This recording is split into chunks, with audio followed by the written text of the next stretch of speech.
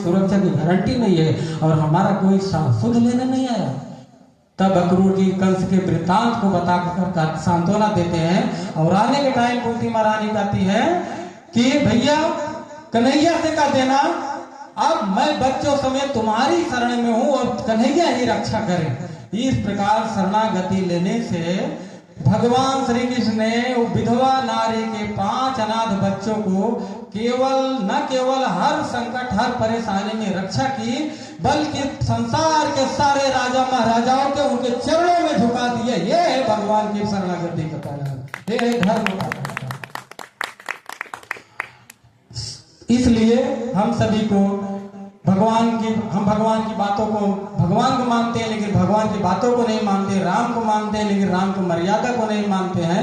इसलिए हम सभी को भगवान श्री कृष्ण के भगवद गीता में बताए गए हैं उनके बातों को, उनके भगवान राम की मर्यादा को मानकर जीवन यापन करना चाहिए।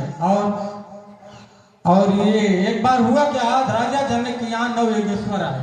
9 योगेश्वर ऋषभ देव के लड़के थे, 9 भाई। वो बाल ब्रह्मचारी बने, योगेश्वर कराए थे। राजा जनक जी सीधा सवाल पूछे कि महाराज सतयुग में तो लोग साधना से कल्याण पा जाते थे, द्वापर में त्रेता में बड़े बड़े यज्ञ करके पा जाते थे, मुक्ति कल्याण हो जाता था। द्वापर में मंदिर बनाए, लेकिन कलयुग में लोगों का आयु कम है, बुद्धि कम है, याददाश्त कम है। सबसे बड़ी चीज है कि धर्म शास्त्रों में रुचि नहीं है, क्योंकि कलयुग में चारों तरफ कलयुग के प्रभाव से अधर्म का ही बोलबाला है।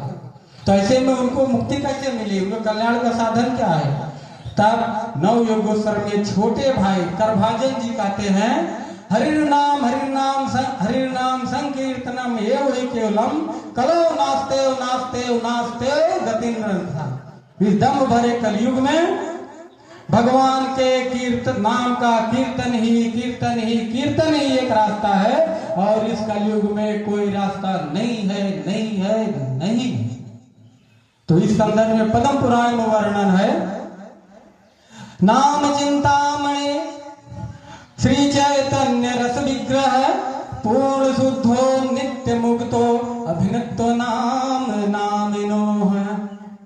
ये नाम चिंतामणि है, भगवान कृष्ण का नाम चिंतामणि है। चिंतामणि सारे संसार को सुखों को देने वाला है। श्री चैतन्य है, रस विग्रह 5 प्रकार के रस नाम से मिलते हैं, और पूर्ण शुद्ध है, नित्य मुक्ति देने वाले, अभिनतो नामिनो। भगवान और भगवान का नाम कृष्ण, दोनों में कोई भेद नहीं है। इसलिए इस कलयुग में भगवान का नाम ही एक रास्ता है। ऐसे ही नारद जी घूमते घूमते वृंदावन में गए। वृंदावन में भक्ति देवी 2 बूढ़े बच्चों के साथ विलाप कर रही थी। नारद जी को देखी, उठ के प्रणाम की और बोली, ऋषिवर आपका दर्शन ही सारी समस्याओं का समाधान है। लेकिन इस कलयुग के अधर्म में तीर्थों का सार चला गया, तप का सार चला गया, कथा का सार चला गया, और सबसे बड़ी चीज है कि तृण पे अधर्म ही अधर्म है। ऐसे अधर्मी कलयुग को परीक्षित महाराज ने छोड़ क्यों दिया, मार क्यों नहीं दिया? तब नारद जी कहते हैं, हे भक्ति देवी, जब दिग्विजय पे परीक्षित महाराज निकले, जैसे आमना सामना परीक्षित महाराज का और कलयुग का हुआ, परीक्षित महाराज की दृष्टि जैसे ही कलयुग गई, कलयुग दीन की भांत दंडवत पड़ा लेट गया, परीक्षित महाराज से शरणागति कर लिया। तो सारग्राही परीक्षित महाराज ने उसको इसलिए छोड़ दिया क्योंकि यत् फलम नास्ति तपसान योगेन समाधिना तत्फलम लभते सम्यक् कलौ केशव कीर्तना। जो सतयुग में 36,000 वर्ष तक साधना करने से जो फल नहीं मिलते, द्वापर त्रेता में जो ये 100 यज्ञ या उससे अधिक यज्ञ करने पर जो फल नहीं मिलते, द्वापर में मंदिर बनाकर भगवान की पूजा अर्चन करने से जो फल नहीं मिलते, वो सारे फल कलयुग में केवल श्री कृष्ण के नाम के कीर्तन से मिल जाते हैं। इसके लिए परीक्षित महाराज ने छोड़ दिया।